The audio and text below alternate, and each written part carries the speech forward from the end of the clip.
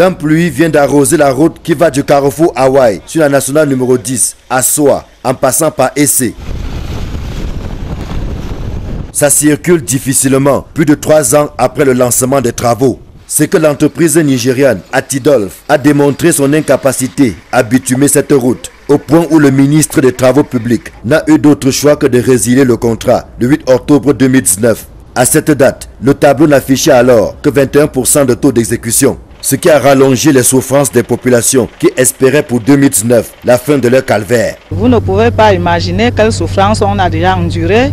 Je suis cultivatrice. Il est arrivé un temps qu'on coupait même les plantains, on venait déposer en route pour que les personnes qui passent puissent même manger ça comme ça là, puisqu'il n'y avait pas les moyens de locomotion. Ce qui faisait que tu arrives même au marché, tu ne vends même pas la totalité, ne serait-ce que pour avoir le pétrole et le savon pour venir utiliser au village. La situation n'a pas beaucoup changé, mais l'espoir est tout de même permis avec la reprise des travaux sur cette route qui est censée désenclaver plusieurs bassins de production entre Soa et Hawaï dans le département de la Mofu et Afamba. Pour faire vite et essayer de rattraper le retard, le tronçon a été divisé en 2 sous-lots, dont le premier, long de 33 km, va du carrefour Hawaï jusqu'à Essé. La nouvelle entreprise est à pied d'œuvre depuis le 28 avril dernier et les travaux se déroulent normalement en dépit de quelques difficultés. Le problème qu'on a eu, c'est peut-être un problème mineur, c'est les perturbations des pluies. Et comme la saison sèche est en train de s'installer, malgré cette perturbation, on a fait beaucoup de travaux en finalisant les documents d'exécution. Pour le moment, on n'a pas d'inquiétude majeure. Peut-être les problèmes d'expropriation. Les documents de ces problèmes d'expropriation ont déjà été finalisés. Donc maintenant, c'est le problème de paiement.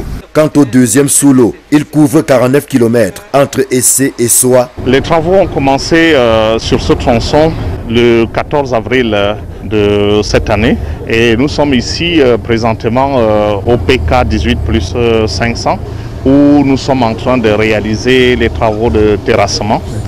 Ces travaux sont aujourd'hui en avancement à peu près à 10%, alors que le délai est consommé à environ à 9%.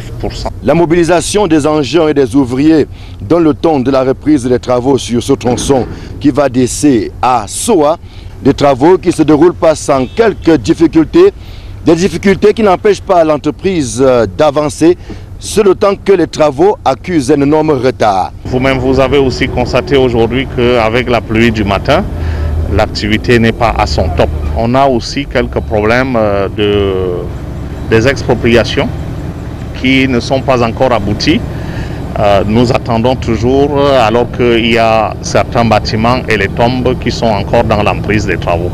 Le maître d'ouvrage, autant que la mission de contrôle rassure quant à l'accélération des travaux, notamment au niveau du lot 1 où une carrière a déjà été identifiée. Nous espérons fortement qu'on tiendra le délai parce que les travaux qui sont arrêtés pour ce lot portent pour près de 70% sur la production de la pierre. C'est la pierre qui va permettre de faire la chaussée et les couches de chaussée. L'entreprise actuellement est en train de faire les plateformes pour la carrière. Ces machines sont victimes du confinement parce qu'elles ont été achetées dans un autre pays, un pays voisin. Et dès que ce sera là, je crois que la pierre permettra d'aller et la dynamique, certainement le délai jusqu'à présent. La route Hawaï-Essé-Soa fait partie des itinéraires retenus dans le volet routier du plan d'urgence triennal lancé par le gouvernement en décembre 2015. Sa construction va coûter plus de 43 milliards, y compris le coût des travaux réalisés à 21% par l'entreprise défaillante. Les populations riveraines et les usagers de cette route, longue d'environ 80 km, doivent patienter au moins 2 ans pour commencer à voir le bout du tunnel.